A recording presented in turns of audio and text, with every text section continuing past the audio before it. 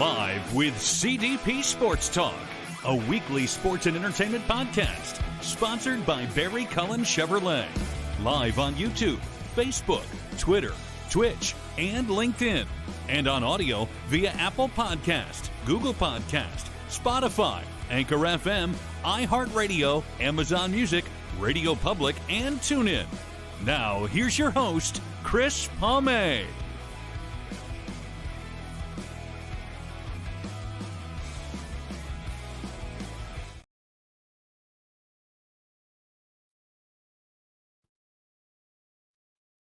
Good morning, everybody. Wishing everybody here in Canada a happy Thanksgiving Day on this Sunday, October 8th, 2023. Welcome to Live with CDP Sports Talk, Season 6, Episode 47, overall 322. And as always, Live with CDP Sports Talk is sponsored by Barry Cullen Chevrolet dealership here in Guelph at 905 Woodlawn Road West in the Guelph Auto Mall. Check out barrycullen.com for the newest selection of new and pre-owned GM vehicles, or give them a call at 519-824-0210, or you can email them at info@barrycullen.com.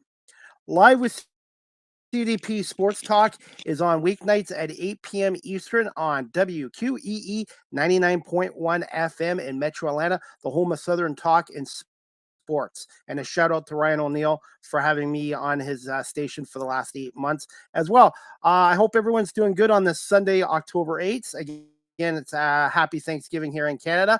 I'm looking forward to my guest today. This is his first appearance, and I met him at Sailing Field this year. His name is Brian Frank. He's a creator and designer of the website The Herd Chronicles, which is a site dedicated to preserving the history of the Buffalo Bisons and professional baseball in Buffalo. He's also an author, and he's also been involved, I think, with 15 books. And I met him this summer when I was covering the Bisons down in Buffalo as well. And I'm going to bring him on right now.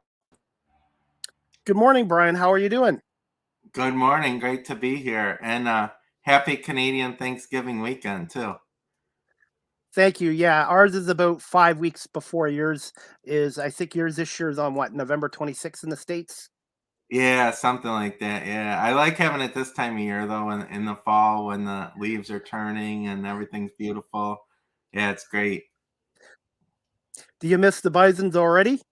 I do miss them already, but, I was looking at some stats this morning before I came on here, and in some ways it feels like it just ended, and in other ways it feels like it was about a year ago like that the season ended already. I'm gonna before we get into the Bisons, what did you think of the International League going to two halves, a first half and a second half? Originally when they did it, I wasn't a big fan of it. I guess you could say I'm a little bit traditional, and I just wanted to play the season and see who the winners were. But in hindsight, I think it worked really well. I think it was actually a good idea. The thing about AAA is the rosters change so much. You get guys injuries in the major leagues and guys going up, or guys just performing well and getting called up to the majors. You get guys pushing their way up from AA. And really, for a lot of teams, their roster in September is a lot different than it was in April. So kind of having the two halves allowed for those new guys to have a new beginning again. And the Bisons are a perfect example of using the second half to their advantage, because they got off to a really slow start in April.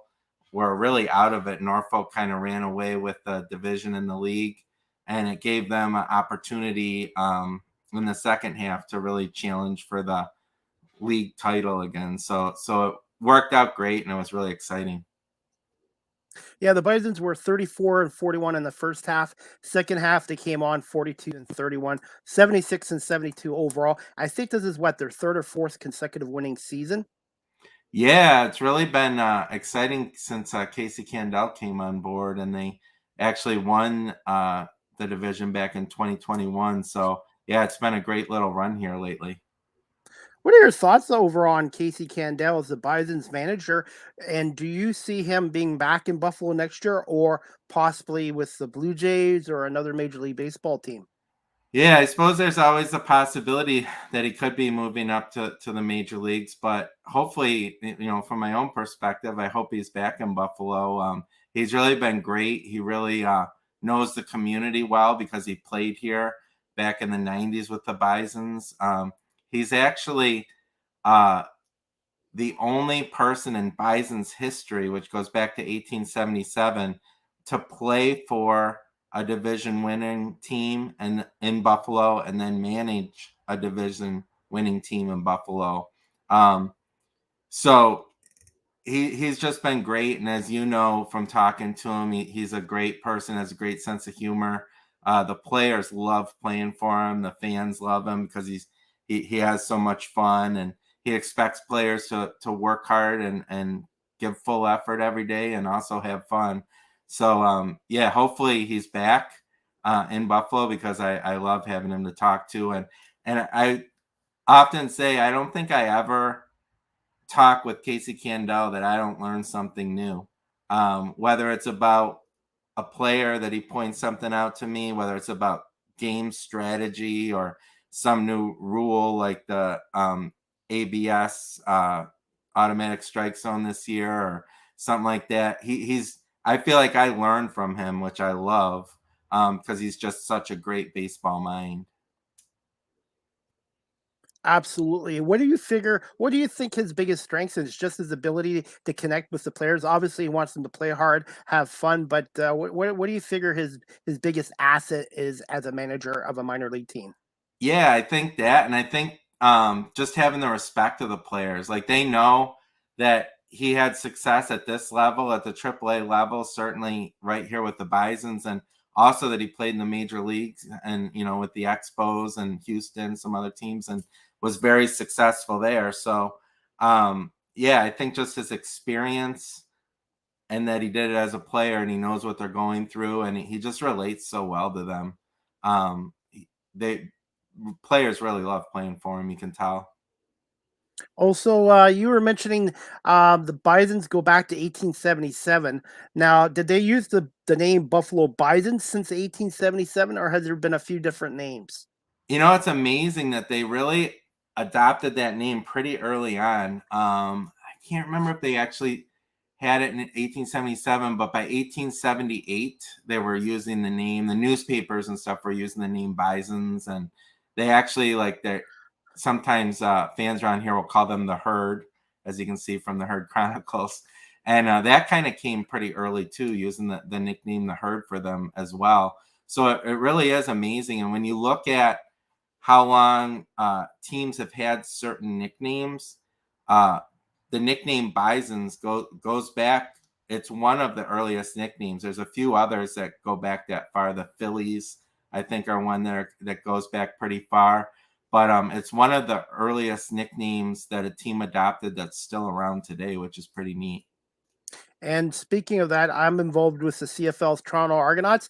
They've had the same name since 1873. They were founded by the Wow. Toronto Argonaut Rowing Club. They were originally a rugby team and then they became a football team in the early 1900s, but they've been called the Toronto Argonauts now for 150 years. And I just love the history of that franchise and want to learn more about the history of the Buffalo Bisons and the history of baseball in Buffalo. And that's what one of your roles is what is covering the Bisons and the history of baseball in Buffalo. Yeah, the website, the Herd Chronicles, kind of started out as exclusively like a history website. I grew up just a huge baseball fan, and I can remember when I was really young being at the Bison's old stadium, or Memorial Stadium, when I was a kid, and they always had a section in the program about Bison's history, and just being a kid who was obsessed with baseball, I would read them and just blow my mind how far back baseball in Buffalo went. And that early on, like from 1879 to 1885, they were in the National League. And I couldn't believe that Buffalo actually had a National League team and had players who made the Hall of Fame. And so I really got interested in Bison's history and baseball history early on. Um, then later on, I remember when I was in college in the 90s, and I had to write a paper for college, and I had to go to the Buffalo Library, the Central Library, and look at old newspapers on microfilm. And of course started looking at the sports sections, which I probably wasn't supposed to be doing, and reading about old Bison's games. And then I started looking at some of the National League games back in the 1880s. And, again, was blown away that we used to have a National League team. And I thought, man, this would make a great book someday, to write a book about the National League team. And I kind of just kept that in the back of my mind and went on with my life. And later on, probably about 2012, maybe, I started thinking about it again and going back and doing some research on the National League team. And eventually my wife was like, hey, why don't you start putting this stuff out on a website, and, all the research and the stories that you're learning. And it took some convincing, because I was like, oh no, it's going to be a book. But eventually I was like, yeah, I could make a website about Bison's history and the Twitter feed and everything that goes with it. And so that's kind of how the Herd Chronicles started. And then I still try to keep true to that it's preserving Buffalo baseball history, but it's also kind of evolved into the history aspect, and then covering the current team too, because this is history happening right before our eyes. So I feel like I'm kind of doing a firsthand account of the current Bison's teams for somebody to look back on years from now. So it's still a history blog and covers Bison's and professional baseball history in Buffalo, and also Blue Jays prospects and the guys coming up and what's going on the field today.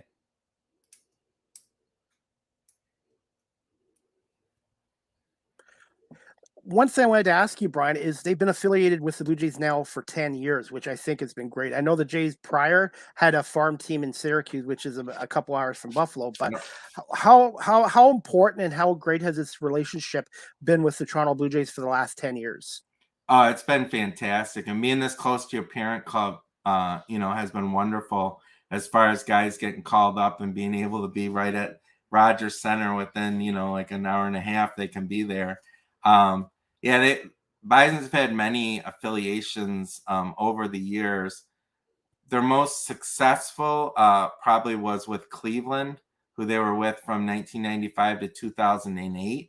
As far as like bringing championships to the city, they won a championship in 1997 in the old American Association, and then won the Governor's Cup in the International League in 1998 and 2004. And that was a great affiliation. And then the Cleveland decided that they wanted to have their farm clubs based in Ohio. So they moved, they pulled out and went to Columbus. Buffalo was with the Mets for, I think, 4 years at that time. And then finally came with the Blue Jays. And it's been absolutely fantastic, especially for me, because I grew up a Blue Jays fan. So having the Blue Jays here and having that, being able to be up in Toronto quickly, or players coming back this way, has been tremendous. It's been a great partnership. Okay, we'll get into a little more about the Blue Jays towards the end of our show. But I wanted to ask you this, because I never ever was able to go to a game at the old War Memorial Stadium. But what was it like attending games there? And was it built more for football than baseball? It absolutely was built more for football. You saying that kind of reminds me of, I don't know if you ever got to see a Blue Jays game at Exhibition Stadium. Yes, 100. Yes. Yeah, kind of the same thing, where it was kind of like retrofitted for baseball. So it's definitely a football stadium, but I growing up, I got to go to some of the great old stadiums like Tiger Stadium and the old stadium in Cleveland and Yankee Stadium and stuff. And this kind of had the same feel to it, like just that really old time feel. And I know probably a lot of people watching and listening have seen the Natural and War Memorial Stadium, which the fans around here affectionately call the old rock pile, was used as the home stadium for Robert Redford's team, the New York Knights, in the Natural. And it was really cool to be able to grow up going to games there, because it really felt like you were connected to the past, because it was such an old stadium. And you don't have a lot of those places around anymore. You have like Wrigley Field and Fenway, and that's Yep. pretty much it as far as stadiums that go back that far. So kind of Depression era is when it was built. So yeah, it was wonderful to be able to go to games there. Have you ever been to the Canadian Baseball Hall of Fame here yet in St. Mary's, Ontario? I have not, but I've Okay. heard wonderful things about it, and I definitely have to get there someday because I know it's a wonderful place and tells a great story. Yeah, I know the guy Scott Crawford, and they have a whole bunch of seats from Exhibition Stadium there, and a lot of Blue Jay stuff. And there's a lot of history of baseball here in Canada as well. And it's really nice. So if you ever want to go, let me know. And also, being an Argo fan, they're now at BMO Field where the Toronto FC soccer team Argos play. Just maybe about 1,000 feet from BMO Field, they have the bases markers for home plate, first, second, third at Exhibition Stadium as well. Because there is a lot of history there, not just from the Blue Jays, but the Argos played there from 59 to 88. And they had a lot of concerts there, a lot of Grey Cups there. Yeah. And I'm a historian guy. Every time I go to a city, I like to find out where their former stadiums are and just try to get pictures of that site and that as well. Yeah, I have not been there to see like the bases. I think they're in the parking lot, right? They have them painted on the Yes. yeah, I definitely would love to get there to see that someday because I'm the kind of guy that when I do visit a stadium or something, I have to go around and look at all the statues and the plaques on the walls and I know at Shea Stadium, where Shea Stadium used to be in New York City, they have kind of a similar thing because it's right outside of City where City Field is now, and they have the bases there in the parking lot too. And I had to go look at that when I was there. So I would definitely like to get back and look at where the Exhibition Stadium, what they have there to commemorate it. That's awesome that they have that. I miss that stadium because that's where I went to my first Major League Baseball game on Friday, May 5th, 1978. As a 6-year-old kid, my late father took me to a game, and it was Laura Secord all night. I wish they'd kept the baseball, but back in the 70s, us kids didn't do that stuff. We didn't collect stuff. We just played with it. And I just have so many fond memories at that stadium as well. And since I have you on, I've had Jerry Howarth on my show before too. The Jays being at Exhibition Stadium, what was your most memorable moment there or fondest moment there Well, at that growing up, stadium? yeah, we went to a lot of games there growing up. My dad was a mail carrier, and so he would always have Sundays off. He didn't have Saturdays off, but he'd have Sundays off. And so very often when the Blue Jays were home on a Sunday, we would go up to a game, and we actually used to go to about 10 Blue Jay games a year, most of which were in Toronto. But we would also go to Cleveland sometimes when they were there, in Detroit, and see them there. So we went to Exhibition Stadium like quite a bit growing up, and just watching the. I remember going back when it was like before kind of that '80s team evolved, back when it was like Rick Bossetti and Bob Baylor and guys like that. But then Yep. when I really started to get into baseball, was kind of like, it's kind of old enough to be really into it, was when Barfield and Mosby and Bell and Upshaw and Damaso Garcia and all those guys were coming in the early 80s. And so just kind of watching that team evolve. And, we used to get there early for batting practice. And for some reason, we always had seats around the visitors' bullpen. And I can remember like the first row by the visitors' bullpen, they were usually available when we went to buy them. And we would sit right there. We would talk to the guys in the visitors' bullpen. And I vividly remember talking to like Tippy Martinez, who pitched for the Orioles, and it was just kind of a really cool experience. And we would sit out in left field too, in the seats in left field, and I think they were like $2 a piece, Dominion. $2 tickets. Yeah. Yes, I did that many times. Yeah, and in all kinds of weather. Like I remember going to the games there in the summer when the CNE was going on. You could use your ticket to get in free to the CNE and then go to the game. And I remember being there in April when it was just bitter wind chill and sitting on the metal benches down the right field line and trying to stay warm. So yeah, just kind of, I think not one thing stands up. It's just kind of being there and seeing that team from the 80s kind of grow up together and eventually win the division in 1985. And yeah, that was awesome. And I believe the last forfeited game in Major League Baseball was, I think, September 15th, 77. Orioles and Jays. Earl Weaver wanted the bricks removed from the tarp on the visitors' bullpen, and I guess they didn't want to comply, and the Jays ended up winning that game 9-0, I believe. Yeah, that's right. And probably another thing that stands out of a moment that I was there for, I was actually there the day that Kelly Gruber hit for the cycle. So that would stand Wow. out as kind of like a moment. It was on a Sunday afternoon. I think it was against Kansas City. April 89, Yeah, 1989. Yeah. yeah, and we Wow. were there. We were there for that, so that was kind of a cool moment. Yeah, and you know what was funny? I was at the second last game there on May 27th, 89. But the last game there, after George Bell hit that home run to win the game 7-5 in 10 innings, the White Sox players took the bases. Did they And really? yeah, Steve Lyons took a base, and nobody knows whatever happened to those bases other than I think home plate is now at the Canadian Baseball Hall of Fame here in Canada. But it's just, I guess back then, like I said, it's just amazing how that game ended. But yeah, Yeah, Steve Lyons, they saw him take second base, and I would like to ask Steve Lyons if he still has that base from the old stadium. yeah, that's I remember that game well. We used to get we'd get Channel 9 CFTO, and they always had the games on Sunday afternoons and Wednesday nights with Tony Kubek and Don Chevrier and Fergie Oliver. And for some reason, that last game, because it was a Sunday, as I remember it, it wasn't on TV here at least. And but I remember listening to it on the radio with Tom Cheek and Jerry Howarth on the call, of course. And yes, that game definitely stands out with George Bell hitting the home run to win it. How appropriate that was. If you were a fan of Fergie Oliver, he's kind of disappeared since being off the Blue Jay broadcast.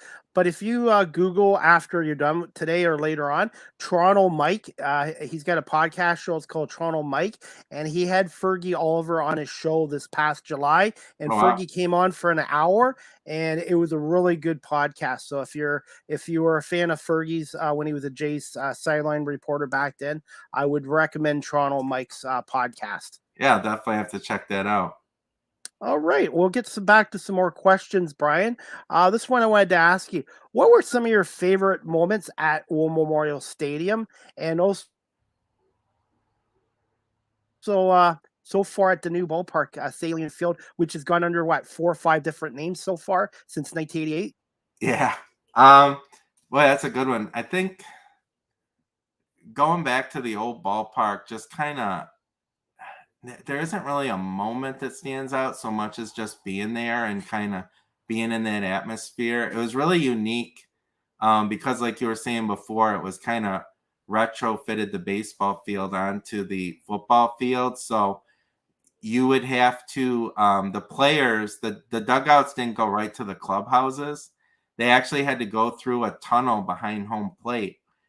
And it was kind of like the concourse where people would, there were like food stands and like souvenir stands back there. So the players would actually like walk through the fans to get to the clubhouses. Wow, I did not know that. Yeah, and they had a I think it was 1987.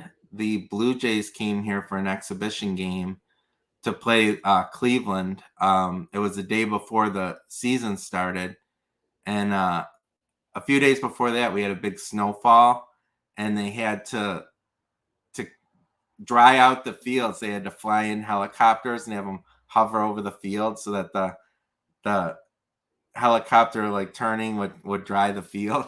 And they eventually, I don't think they would have let them play nowadays there because it was probably still too wet. But back then they took the field, and it was the Blue Jays big players played that day, like Mosby and Bell and Barfield and everybody. And I remember Cleveland at the time had like Phil Niekro and Steve Carlton pitch that day. Were on the staff, and Awesome. being a high school age kid at the time, we stood in the tunnel and watched all the players come through. And I remember seeing Fred McGriff there, and it was really a cool experience, especially because I was a Blue Jays fan, to have that happen right there at that stadium. That's probably the memory that stands out for me most there. The new field, I mean, there's just been amazing Bison moments over the years. And also, of course, the Blue Jays being here in 2020 and 2021. The Bisons have had heartbreaking losses. In 1990, they lost a one-game playoff to Nashville in extra innings. For some reason, sometimes the bad moments stand out as much as the good ones. And of course, more recently, just getting to know players, getting to know Casey Candell there. So definitely lots of memories at both ballparks that stand out. Absolutely. I did not know the Jays played at War Memorial Stadium in '87 against Cleveland. Is there any pictures or stuff on the internet from that game? I have like a couple pictures that I took. I think I put them on Twitter a long time ago. I didn't take them, actually. My dad took them a long time ago. And they're not close-ups. It's more just kind of from our seat looking out at the field. I think you can kind of make out like Ernie Witt in one of them.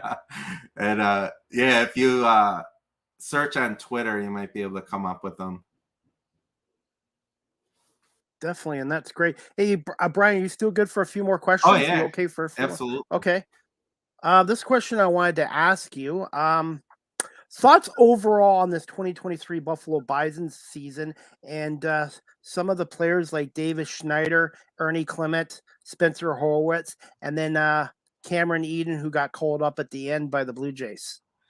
Yeah, I think the thing that stands out about the season was they got off to, offensively especially, a really bad start in April. Like, nobody was hitting. They even had a game. There was a doubleheader against Iowa. I think it was April 20th. And minor league doubleheaders are 7 innings long. And they went to the 7th inning of the first game, and they didn't have a hit yet. They eventually got one. They went to the 7th inning of the second game, and they didn't have a hit yet. And they eventually got one. But they almost got no hit in a doubleheader in both games. They went. So that kind of like symbolized that month of April. Then they ended up going to Gwinnett the last week of April to play the Braves AAA team. And they just exploded. Their offense just exploded. They won a game 21-9 against Gwinnett. And it was like everybody broke out at the exact same time and got incredibly hot and finished with great numbers. Like, you wouldn't even know that the guys were struggling to get off to a hot start. Spencer Horwitz ended up being the MVP, winning the Bison's team MVP, and rightly so. His on-base percentage is just out of this world. He had a .450 on-base percentage, which was 26 points higher than the Bison's modern era record. So he blew that away to set a new team modern era record. And then Rafael Antigua had an on-base percentage of .425, which will be second in the modern era. He beat the old record by a point. So the numbers that they put up were just incredible. Davis Schneider hit 21, I think it was 21 home runs with the Bisons, and then added another 8 when he went up to Toronto. So, and he, when I interviewed him in probably May, he talked about that he's a traditionally slow starter. He's like, I don't know what it is, but every year I get off to a slow start and then I catch fire. And, Blue Jays fans saw what happens when he catches fire when he first came up. So, yeah, he was incredible. And then Cameron Eden, what a season he had, and the growth that he showed throughout the season. Stealing bases just incredibly, like setting 54? 53, I think it was 53. Okay.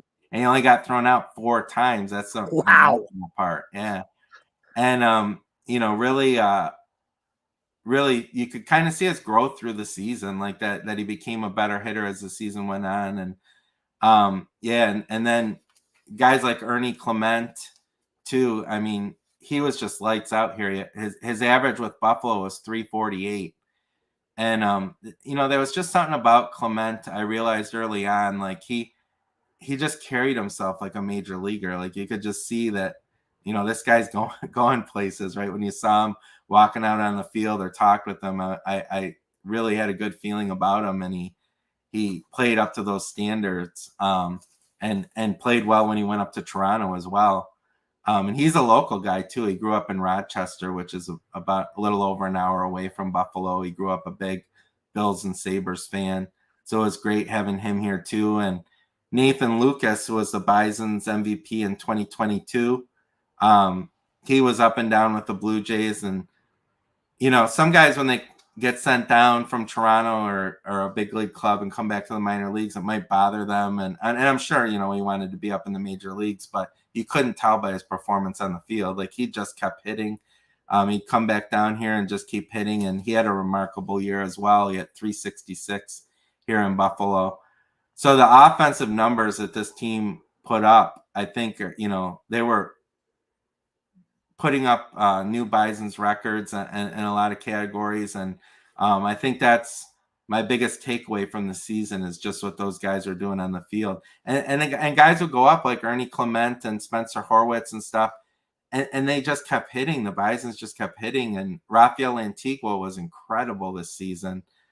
He's a name that Blue Jays fans probably want to put on their radar as well. Like Damiano Palmagiani comes up from AA, and he just kept hitting. And Orelvis Martinez, he had a great year here and showed his power. So just overall throughout the lineup, it was amazing 1 through 9, the numbers that they put up.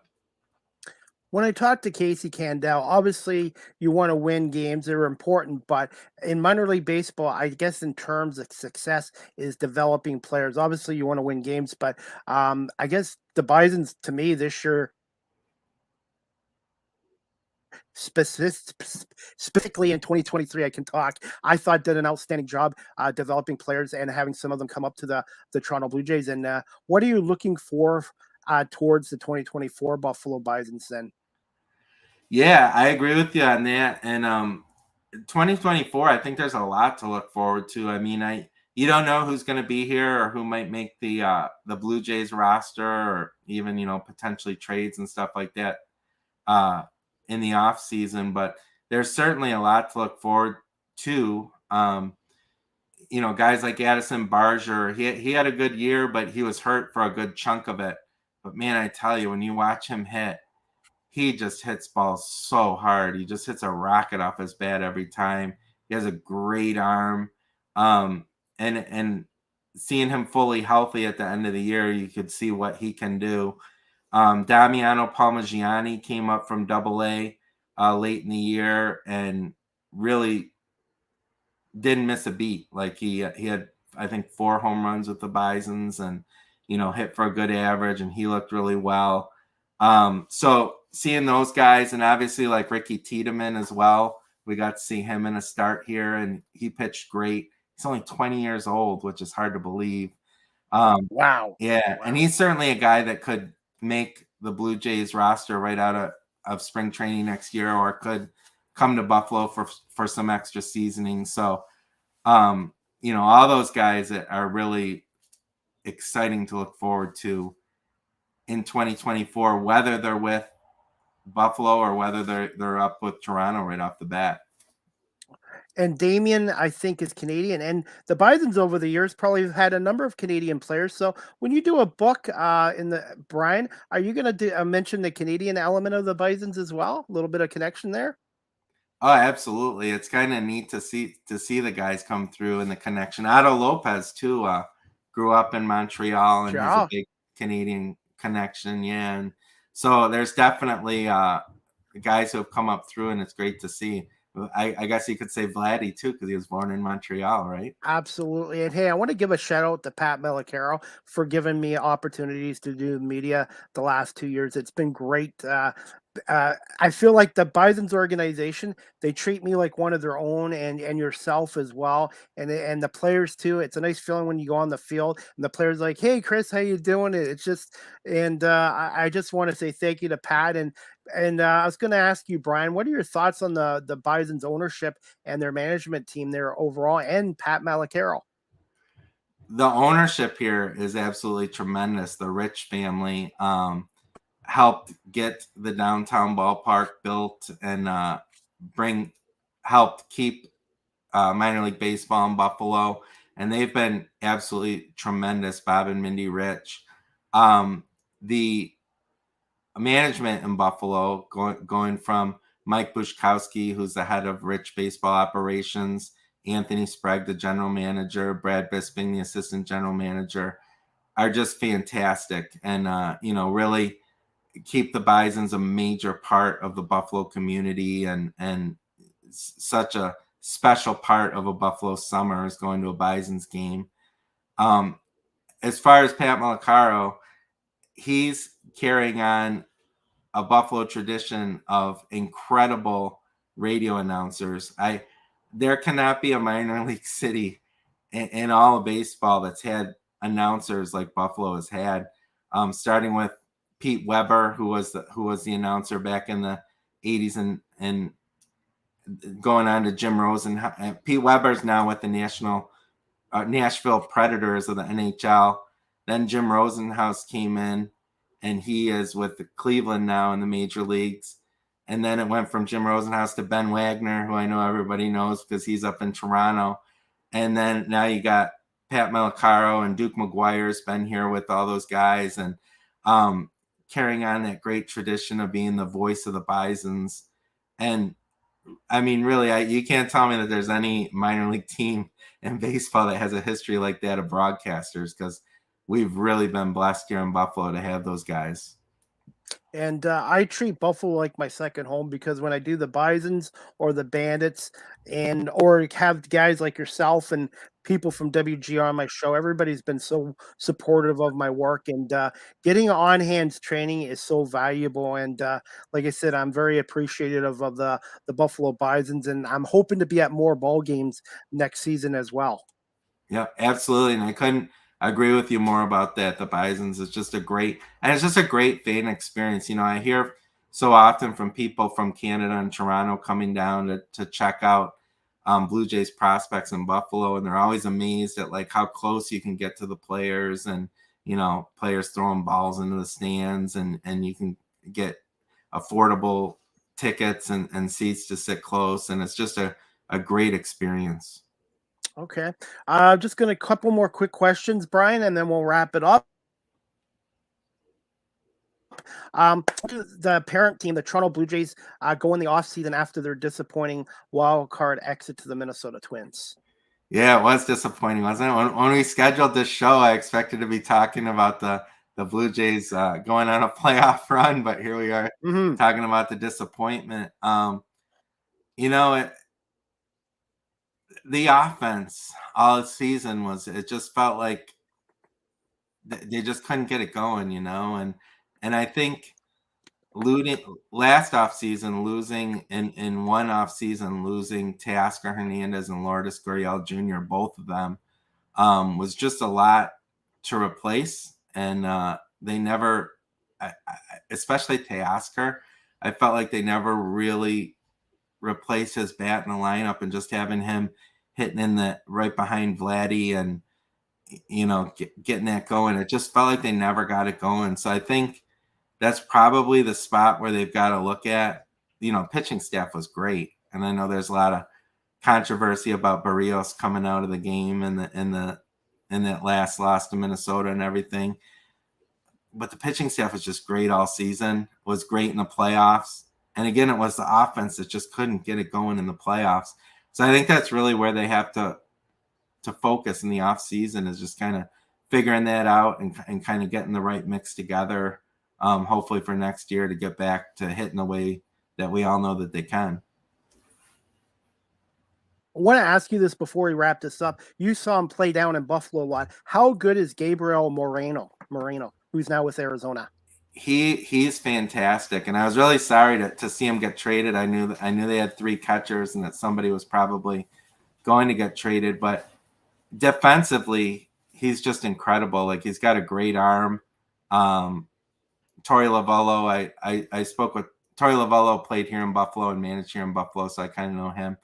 And I was talking with him about Gabriel Moreno, and he was saying like he's got like one of the quickest like releases from when he takes the ball back to release to throw to a base that he's ever seen. And I think just if he just was as good as he is defensively, he's going to be a star. But he's much more than that too. Like, he hits the ball hard, hits for a good average, and then I think the power is going to come, and we're kind of seeing that in the playoffs right now. He's got a couple monster home runs because he hits the ball so hard. There was a game when he was in Buffalo where he hit a line drive to left field that looked like it might be a home run, but it actually hit the wall. And it was hit so hard that it stuck in the padding in the wall. It just like made a hole and stuck in. It didn't fall into like a seam in the padding or anything. It made its own hole in the padding because it was hit so hard. So he's still a young guy, and I think the power is going to come. And I really think he's going to be a star for a long time. So it's great to see for him. Obviously you kind of wish he was still in the organization, but I do think he's going to be a star. Yeah. I'm a Tigers fan, and I'm still upset about John Smoke being traded for Doyle Alexander in '87. It was a good trade at the time, but long term, it set the Tigers back. I have John Smoke there as well. Brian, covering the Bisons for a long time, I'm going to put you on the spot here. Who are some of the top, most talented players you've seen come through Buffalo? Oh boy, that's a great question. I think, obviously I could go for the easy answer and say like Vladdy and Bo and the guys who recently came through. I think like going back to growing up and everything, you have to go back to like as a prospect, kind of like when they were with Cleveland, Brandon Phillips and Grady Sizemore. Pitching wise, like Bartolo Colon came through here. Matt Harvey was a big prospect for the Mets when they were here. Brandon Phillips, who went on to have a great major league career, he came through here when we were with Cleveland. And then getting more to the Toronto days, obviously Vladdy and Bo, they weren't here that long, but you could see the great potential and that they were going to be stars when they were here, obviously. All right, and we're going to wrap this up. Again, I'm going to put you on the spot here. Just quick thoughts, Brian, on Major League Baseball postseason, the LDS and the NLDS series, and who do you see getting into the World Series and possibly winning the World Series in 2023? I've really enjoyed watching the games so far. Yesterday I was watching TV all day. I rooting for a lot of former Bisons to be successful, guys like Gabriel Moreno and Torey. The National League matchup right now, the Diamondbacks and the Dodgers are actually 2 former Bisons are managing the 2 teams because Dave Roberts played here with Cleveland. I forgot about that. About that. And Torey Lovullo too. So I kind of hoping for some of those Bisons guys to get far. But if I had to bet, I would that Atlanta-Philadelphia series, like whoever comes out of that, I think is looking pretty good. If I had to pick somebody to win a World Series, I might go with whichever one of those 2 teams wins that. But again, really pulling for former Bisons to be successful. How many former Bisons are currently up in Major League Baseball now, approximately? I couldn't even venture a guess. I try to track them all on Twitter and give updates on them during the season, but it gets kind of hard because there's so many. And there's guys on like coaching staffs of a lot of the playoff teams too, like Dusty Wathan, who played here. He's the third base coach for the Phillies now. So you got not only do you have players, but you have like guys who are in the coaching and managing and stuff like that now too. Like they're not in the playoffs, but like David Bell with the Reds, he played here back in the Cleveland days as well. So there's a lot. And there's a Canadian connection between Philly and Atlanta.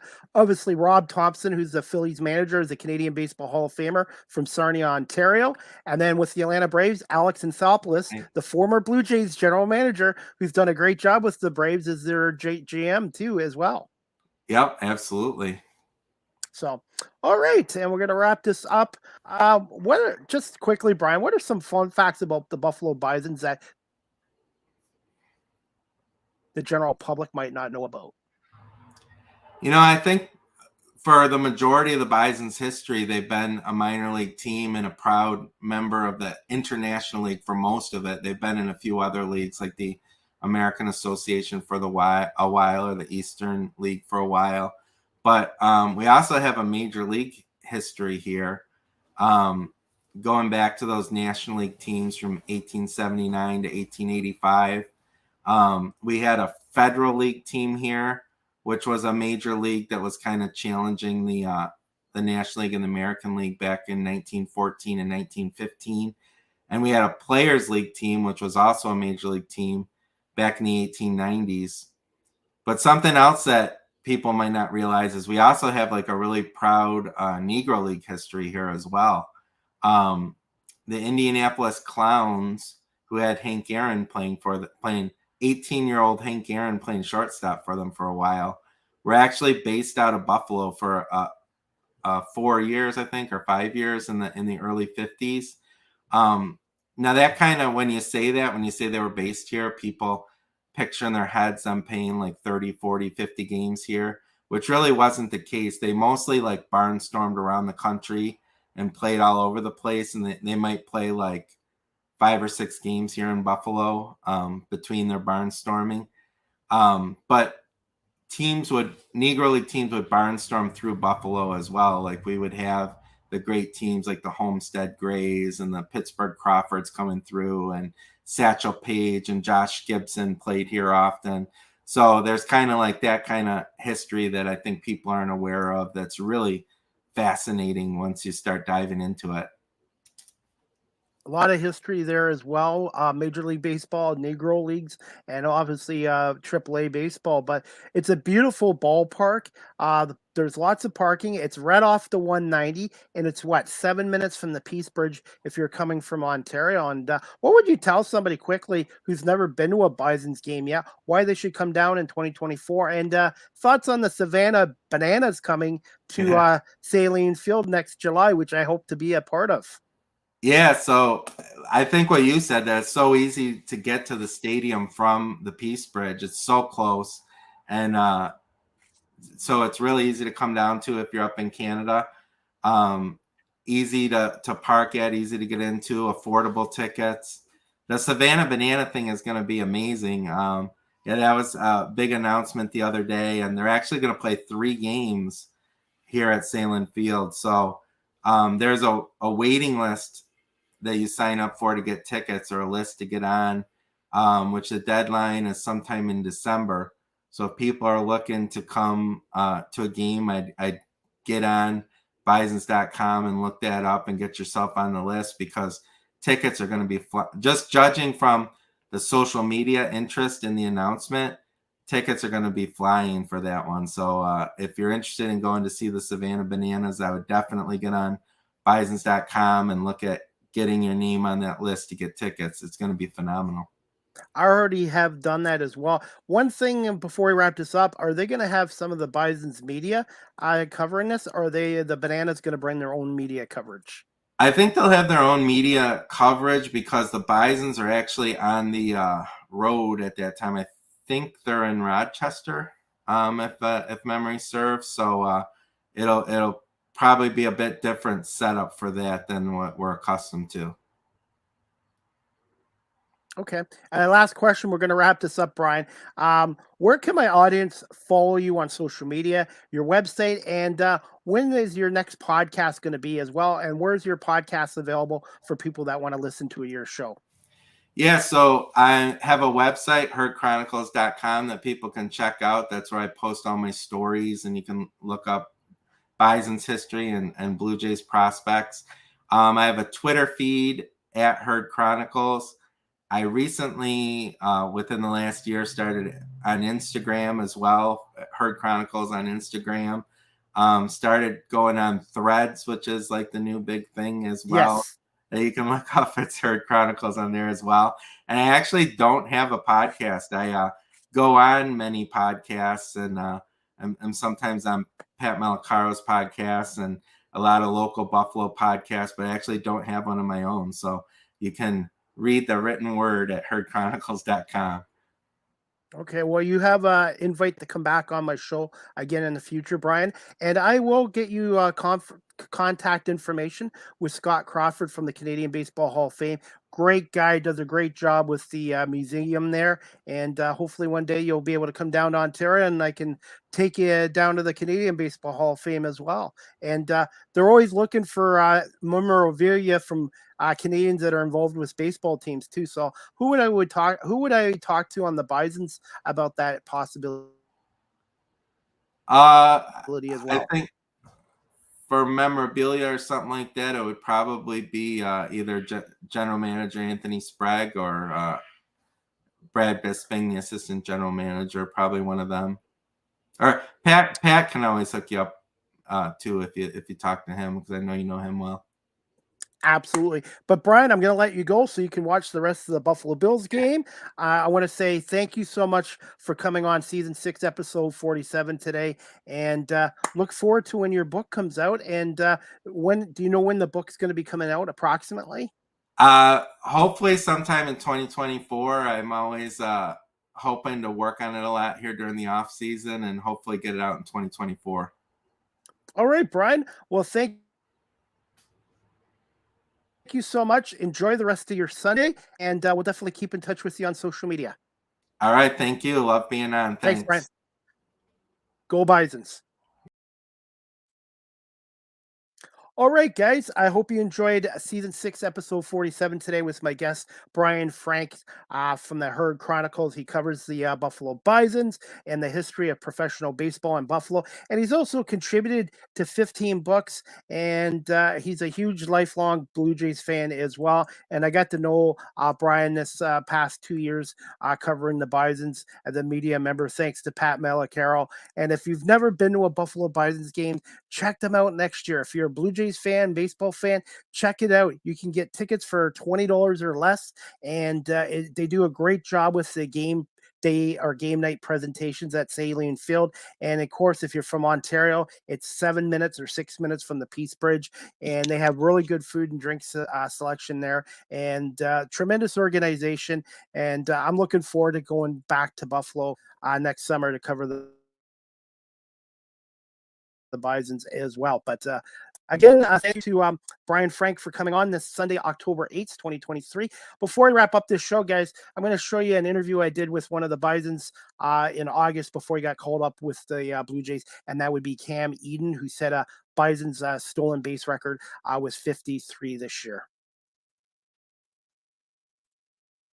It's Chris Palme here at Saline Field in downtown Buffalo. I have another special guest with me here during batting practice, and this is Buffalo Bison center fielder Cameron Eden, and he just set a Buffalo Bison's modern day record with 44 stolen bases, and I'm going to bring Cameron on right now. Cameron, congratulations on your 44 stolen bases this year, and thoughts on that and the 2023 Buffalo Bisons. Oh, well, thank you. Yeah, I mean, it's definitely an honor to, be in the record book for the Bison. Great history, great program, great organization. And, I'm definitely just happy to be part of that. And 2023 Bisons it's been a great time. I've learned a lot from all these guys, all the coaches. And I've really enjoyed being here in Buffalo.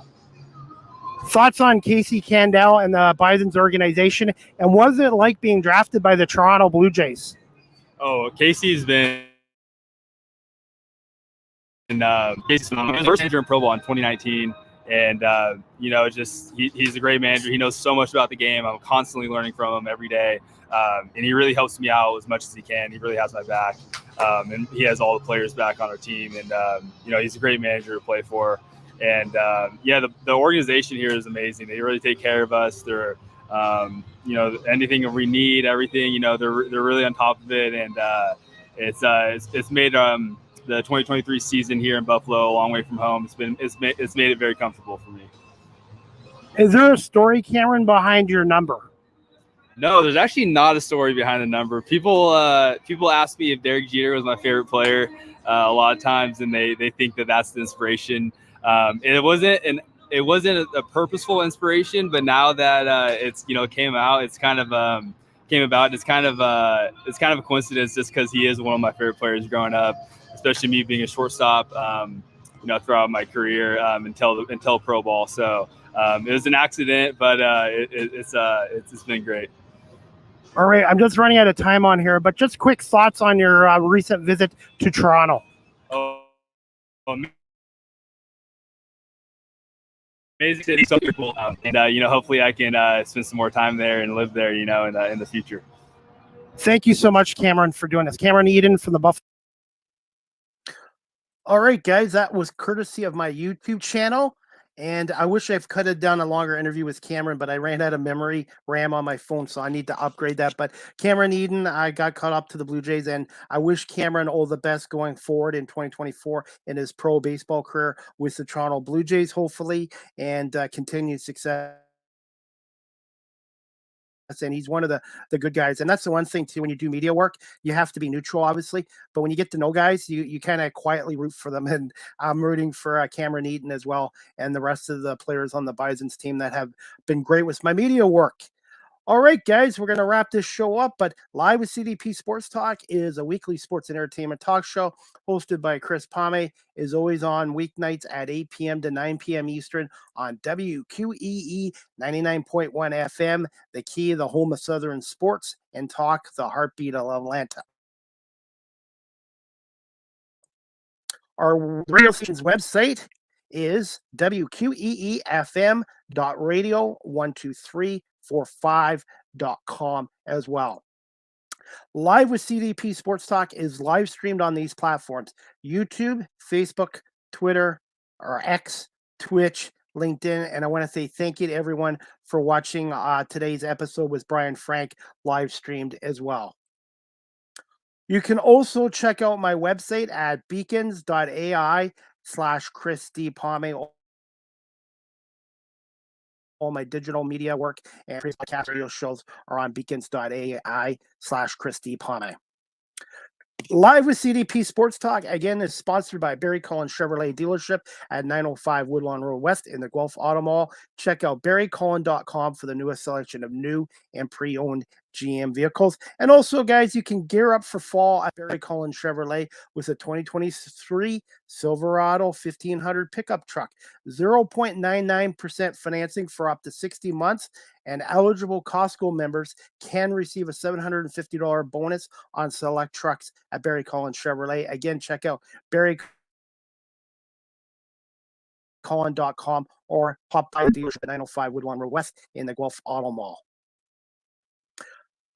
You can also follow me on TikTok at Live with CDP. That's at Live with CDP on TikTok. I post a lot of my media interviews with coaches and players, and all my media work and content is on TikTok as well.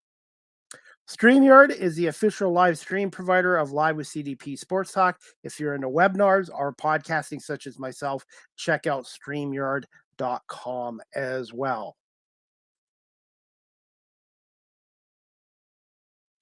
Live with CDP Sports Talk, the audio version is available on these platforms: iHeartRadio, Amazon Music, Google Podcasts, Spotify for podcasters, Apple Podcasts, Breaker, Pocket Casts, Radio Public, Spotify, Castbox, LinkedIn, Pandora, Tuned In, and again, weeknights at 8 on WQEE 99.1 FM.